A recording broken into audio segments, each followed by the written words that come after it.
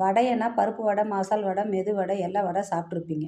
ஆனால் நான் செய்ய போகிறது வந்து ஒரு வித்தியாசமான வடைங்க. அது என்ன வடைன்னு பார்த்தா அதுதாங்க வாழைப்பூ வடைங்க. அந்த வாழைப்பூவில் வந்து நம்ம க்ளீன் பண்ணும்போது பார்த்தா ஒரு கண்ணாடி மாதிரி இருக்குங்க. அது எப்படின்னா செம்பருத்தி பூவுலலாம் எப்படி சூல் தண்டு இருக்குங்க, அது மாதிரி அந்த வாழைப்பூவுலேயும் ஒரு நரம்பு மாதிரி ஒன்று இருக்குது. அந்த நரம்பு தாங்க இது. அந்த நரம்பு மாதிரி இருக்கிறது. அதை வந்து நம்ம க்ளீன் பண்ணும்போது இது கிள்ளி எடுத்துருங்க. ஏன்னா இதை வேக வைக்கும்போது இது வேகாது. வாங்க எப்படி செய்கிறதுன்னு பார்க்கலாம். வாழைப்பூ வடை செய்யறதுக்கு வாழைப்பூ வெந்துட்டுருக்குங்க. தண்ணி நிறைய ஊற்றாம அளவாக ஊற்றி மீடியம்னு வேக வச்சுட்ருக்குறேன். தண்ணி நிறைய ஊற்றி வடித்தோம்னா அதில் உள்ள சத்துக்கள் எல்லாம் போயிடுங்க. அதனால் தண்ணி அளவாக வச்சுருக்குங்க. அது கூடவே கடலப்பருப்பு, சோம்பு, இஞ்சி இதெல்லாம் போட்டு அரைச்சி எடுத்து இந்த வாழைப்பூ எல்லாத்தையும் சேர்த்து அரைச்சி எடுத்துகிட்டு வரேன் பாருங்கள். வாழைப்பூ வடை செய்கிறதுக்கு வாழைப்பூ வடை செய்கிறதுக்கு கடலப்பருப்பு, வாழைப்பூ அரைச்சி எடுத்தாச்சுங்க. அது கூடவே பச்சை மிளகாய், இஞ்சி, கருவேப்பிலை, சின்ன வெங்காயம், கொஞ்சமாக உப்பு, கொஞ்சமாக சோம்பு,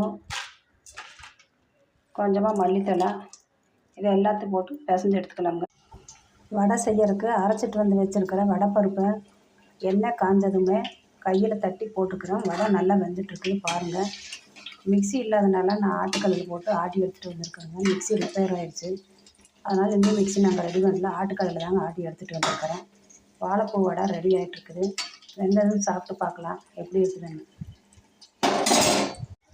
ஆஹா, வடை நல்லா வந்துருச்சுங்க. வாழைப்பூ வடை பார்க்குறக்கே ரொம்ப சூப்பராக இருக்குது.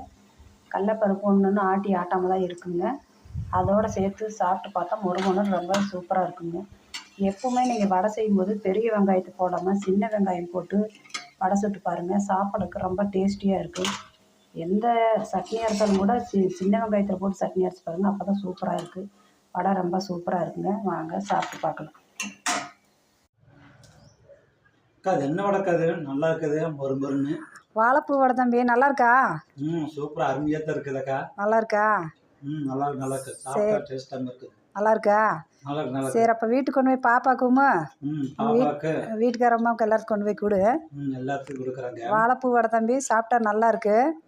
சாப்பிட்டு பார்த்துட்டு அவங்களே எப்படி இருக்குன்னு சொல்ல சொல்லு. அருமை அருமை. சரி.